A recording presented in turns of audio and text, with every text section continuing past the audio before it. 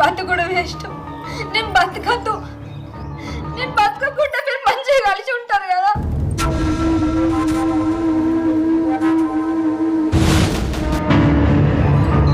Master ఎటువైంది మీ ఆవిడ? చావడానికి. ఏంది చావడానికా?